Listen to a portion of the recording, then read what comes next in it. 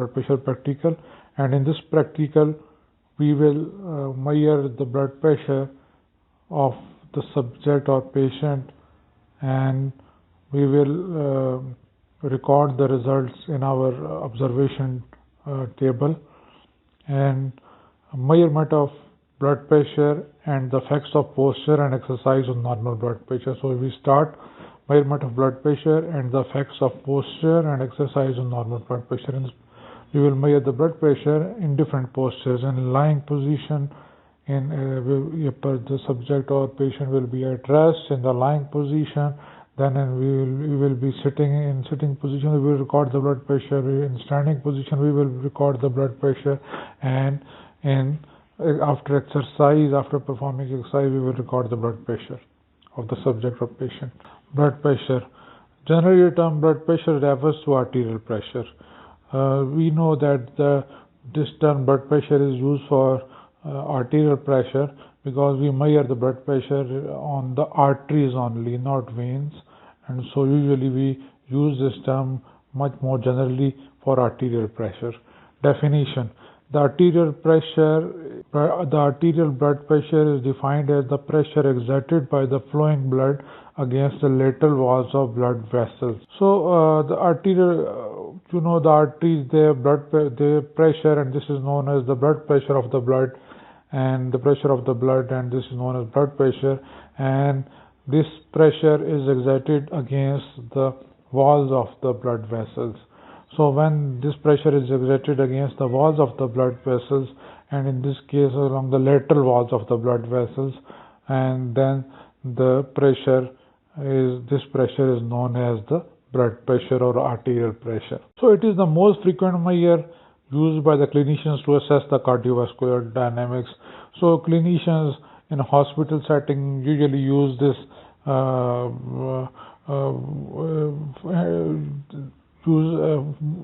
measure this blood pressure frequently, and it is used for cardiovascular dynamics of the cardiovascular system. Measurement method. Usually we measure the blood pressure by two methods, and they are one of them is further indirect method is further divided into two methods. So the two methods to measure the blood pressure, they are direct method, and this is the direct method in which the cannula is inserted directly into the artery and blood pressure is directly measured. This is the direct method in which cannula is inserted inside the artery, and this is the invasive procedure, and so this is a direct method of measuring the blood pressure.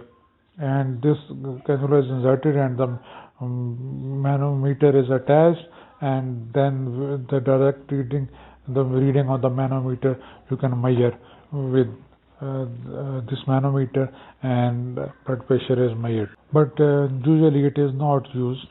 Indirect method. This is the indirect in which blood pressure is made indirectly by applying cuff on that artery, and pressure is exerted by air in cuff on that artery. This is the indirect method, and usually we use this method to measure the blood pressure by using the cuff that puts the pressure on the artery and occludes the artery, and the pressure, and then the systolic pressure is measured, and then the diastolic pressure is measured. So indirect method is further divided into the palpatory method and the auscultatory method. The arterial blood pressure is expressed in four different terms. The arterial blood pressure is expressed in four different terms, four different pressures: systolic blood pressure, diastolic blood pressure, pulse pressure, mean arterial pressure. So this arterial blood pressure is expressed in four different terms: systolic blood pressure, the highest blood pressure; diastolic, the lowest blood pressure; pulse pressure, the difference between systolic and diastolic; and a mean arterial pressure, which is we will discuss it later. So systolic blood pressure, it is defined as the highest pressure exerted by the blood on the lateral wall of the artery during systole. So during the ventricular contraction of the heart, during that is known as the systole of the heart, and the heart pumps the blood into the blood vessels, and so great pressure is generated at the root of the aorta, and from there the blood moves to the from there the pressure is transferred to the different blood vessels of the bodies or different arteries of the body. And so this is the highest blood pressure, and it is known as the systolic blood pressure, and it denotes the contraction of the force of contraction and work done by the heart. This is the work actually done by the heart, and force of contraction is applied by the heart. So the normal systolic pressure is 120 millimeter of mercury. When we write mmHg, this means the millimeter of mercury. It ranges between 100 to 140 millimeter of mercury in healthy young adults. So this is the range of the systolic blood pressure in the healthy young adults. And now you should know the ideal value of the systolic blood pressure as well as the range between which it variates, and this range is 100 to 140 millimeter of mercury. Now the diastolic blood pressure.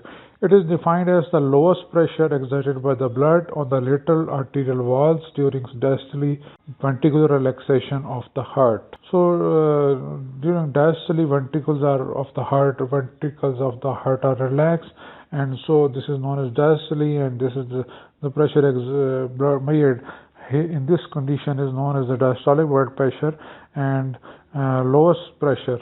And in this diastolic blood pressure is the lowest pressure exerted by the blood on the lateral arterial walls. So it indicates the compliance of vessel. Compliance of vessel means the blood vessel, how much pressure they can accommodate the arterial vessels, the wall of the arteries, how much pressure they can accommodate. This is known as the compliance of the vessels, how much pressure they can resist. So the normal diastolic blood pressure is 80 millimeter of mercury. It ranges between 60 to 90 millimeter of mercury, and this is the normal range. So from 60 to 90, it is the normal range. Above 90, this is going to be the diastolic hypertension.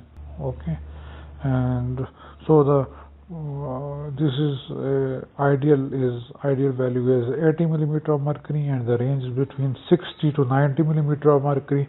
And the pulse pressure. Now the pulse pressure, it is defined as the difference between the systolic and diastolic pressure. The difference between systolic and diastolic pressure is known as the pulse pressure. It is normally 40 millimeter of mercury, and it ranges between, now this is normal range, and it ranges between the 30 to 60 millimeter of mercury. It is normally it is 40 millimeter of mercury, but it can range normally between 330 to 60 millimeter of mercury. Mean arterial pressure. So we will discuss the mean arterial pressure in our next clip of in part B video clip of this presentation, this practical blood pressure. And and so far we have discussed systolic blood pressure, among the four blood pressures, the systolic blood pressure, diastolic blood pressure, pulse pressure, and we will discuss the mean arterial pressure in our next video clip, part B. And you know that now the systolic blood pressure is the highest blood pressure, and you know that the diastolic blood pressure is the lowest blood pressure, and you know that the pulse pressure is the difference between the systolic and diastolic blood pressure.